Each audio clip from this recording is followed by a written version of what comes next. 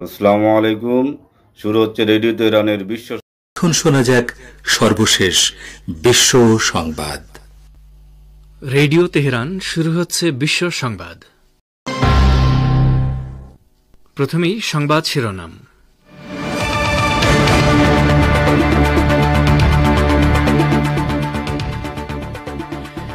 সিরিয়ায় সরকার বিরোধী সশস্ত্র গোষ্ঠীগুলো পরবর্তীতে ইরাক, জর্দান এবং তুরস্কেও ছড়িয়ে পড়বে বলে হুঁশিয়ারি দিলেন ইরানের পররাষ্ট্রমন্ত্রী আব্বাস আরাকচি।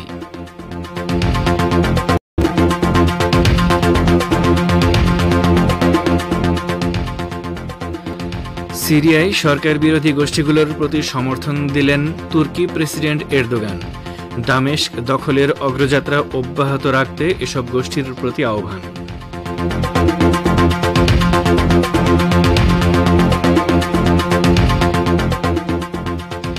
বাংলাদেশে আগামী বছর নির্বাচিত সরকার দেখা যাবে বলে মন্তব্য করেছেন অন্তর্বর্তী সরকারের পরিকল্পনা ও শিক্ষা উপদেষ্টা ওয়াহিদুদ্দিন মাহমুদ।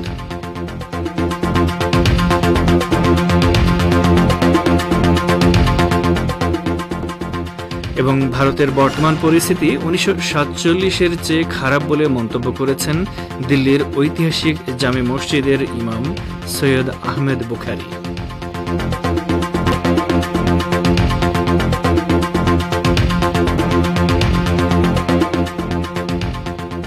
আসসালামু আলাইকুম। বিশ্ব সংবাদের গুরুত্বপূর্ণ অংশগুলো শুনলেন, এবারে বিস্তারিত।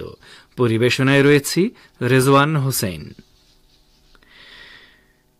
ইরানের পররাষ্ট্রমন্ত্রী সাইয়েদ আব্বাস আরাকচি বলেছেন, সিরিয়ায় সরকার বিরোধী যেসব সশস্ত্র গোষ্ঠীর পুনরুত্থান ঘটেছে তারা দেশটিতে সীমাবদ্ধ থাকবে না, বরং পরবর্তীতে তারা ইরাক, জর্দান এবং তুরস্কেও ছড়িয়ে পড়বে। তিনি শুক্রবার ইরাকের রাজধানী বাগদাদে স্বাগতিক পররাষ্ট্রমন্ত্রী ফুয়াদ হোসেন এবং সিরিয়ার শীর্ষ কূটনীতিক বাসাম সাব্বাগের সঙ্গে বৈঠকের পর এক যৌথ সংবাদ সম্মেলনে এই হুঁশিয়ারি উচ্চারণ করেন। আরাকচি সতর্ক করে দিয়ে বলেন, সিরিয়া যদি দামেস্ক বিরোধী সশস্ত্র গোষ্ঠীগুলোর অভয়ারণ্যে পরিণত হয় তাহলে তারা গোটা পশ্চিম এশিয়া অঞ্চলের নিরাপত্তাকে। বাগদাদে ইরান, ইরাক ও সিরিয়ার পররাষ্ট্রমন্ত্রীদের বৈঠকে সিদ্ধান্ত হয়েছে সিরিয়ার সশস্ত্র গোষ্ঠীগুলোর বিরুদ্ধে যুদ্ধে দেশটির সরকার ও জনগণকে সমর্থন দিতে হবে। আরাকচি বলেন, তার দেশ সশস্ত্র গোষ্ঠীগুলোর বিরুদ্ধে যুদ্ধে সবসময় সিরিয়ার পাশে ছিল এবং এখনও অনুরোধ করা হলে দামেস্কের পাশে দাঁড়াবে তেহরান। ইরাকের প্রধানমন্ত্রী মোহাম্মদ শিয়া আল সুদানি বলেছেন, সিরিয়ায় বর্তমানে যা কিছু ঘটছে তাকে গাজা ও লেবানন পরিস্থিতি থেকে আলাদা করার কোনো সুযোগ নেই। তিনি শুক্রবার বাগদাদ সফররত ইরানের পররাষ্ট্রমন্ত্রী সাইয়েদ আব্বাস আরাকচির সঙ্গে এক বৈঠকে এই মন্তব্য করেন। বৈঠকে সুদানি ও আরাকচি পশ্চিম এশিয়ার সর্বশেষ পরিস্থিতি, বিশেষ করে সিরিয়ার চলমান ঘটনাবলী নিয়ে আলোচনা ও মতবিনিময় করেন।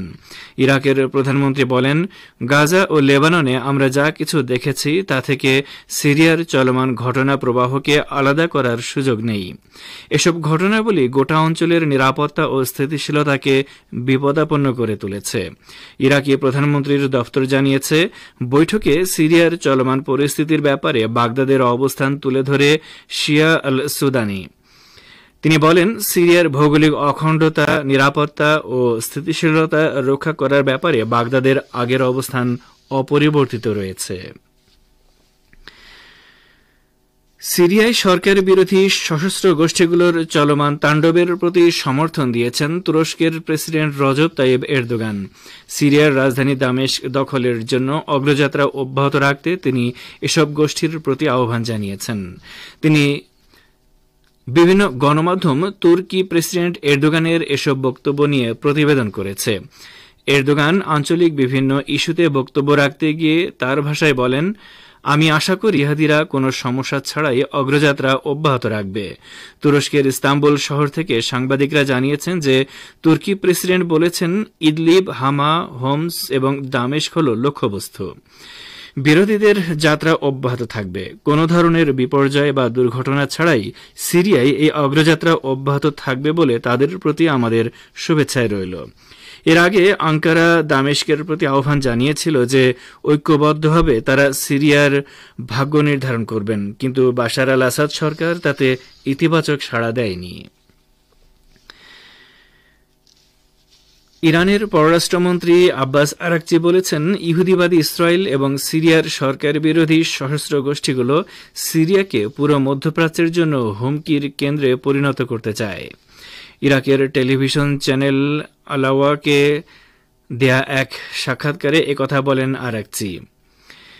ইরানি পররাষ্ট্রমন্ত্রী বলেন, মধ্যপ্রাচ্যের জন্য হুমকির কেন্দ্র হিসেবে সিরিয়াকে ব্যবহারের জন্য ইসরায়েল এবং সশস্ত্র গোষ্ঠীগুলোর মধ্যে সমন্বয় প্রতিষ্ঠা হয়েছে।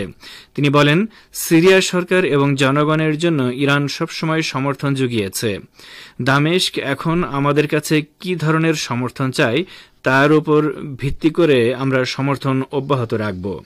ইসরায়েল ও লেবাননের মধ্যকার যুদ্ধবিরতি চুক্তির কথা উল্লেখ করে আরাকচি বলেন, ইহুদিবাদী ইসরায়েলের আগ্রাসনের কারণে সত্যিকার অর্থে লেবাননের জন্য গৃহযুদ্ধের ঝুঁকি সৃষ্টি হয়েছিল, কিন্তু সেই ষড়যন্ত্র বানচাল করা হয়েছে এবং লেবাননের বিভিন্ন রাজনৈতিক দলের মধ্যকার ঐক্য প্রতিষ্ঠার ক্ষেত্রে গুরুত্বপূর্ণ ভূমিকা পালন করেছে। আপনারা বিশ্ব সংবাদ শুনছেন রেডিও তেহরান থেকে, আর প্রচারিত হচ্ছে শর্টওয়েভ 25 মিটার ব্যান্ডে। বাংলাদেশের অন্তর্বর্তী সরকারের প্রধান উপদেষ্টা ড মোহাম্মদ ইউনূসের প্রেস সচিব শফিকুল আলম বলেছেন, দেশটির সংখ্যালঘু ইস্যু আন্তর্জাতিক গণমাধ্যম এবং প্রভাবশালী দেশের শীর্ষ সংসদীয় শুনানিতে অন্যায্যভাবে উপস্থাপন করা হয়েছে।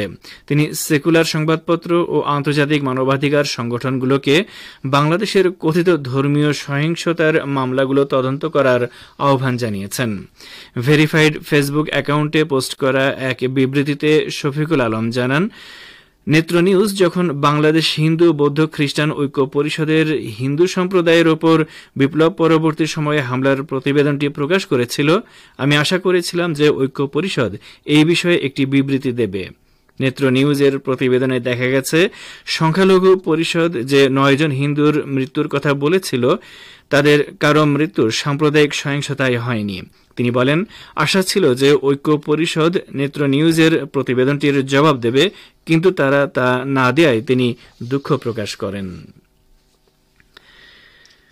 বাংলাদেশে আগামী বছর নির্বাচিত সরকার দেখা যাবে বলে মন্তব্য করেছেন অন্তর্বর্তী সরকারের শিক্ষা উপদেষ্টা ওয়াহিদুদ্দিন মাহমুদ। তিনি আরও বলেন, নির্বাচিত সরকার বিষয়ক এই মত একান্তই তার ব্যক্তিগত, শেষ কি হবে তিনি জানেন না। আজ সকালে রাজধানীর একটি হোটেলে আয়োজিত এবিসিডি সম্মেলনের প্রথম অধিবেশনে অংশ নিয়ে ওয়াহিদুদ্দিন মাহমুদ একথা বলেন। উপদেষ্টা আরও বলেন, গত সরকারের আমলে যেসব প্রকল্প নেওয়া হয়েছিল তার মধ্যে পদ্মা সেতু সহ বেশ কয়েকটি ভালো প্রকল্প আছে, কিন্তু ওইসব প্রকল্পের মধ্যে অনেকগুলোই প্রেস্টিজ প্রকল্প বা সুখ্যাতি অর্জনের জন্য নেওয়া হয়েছিল।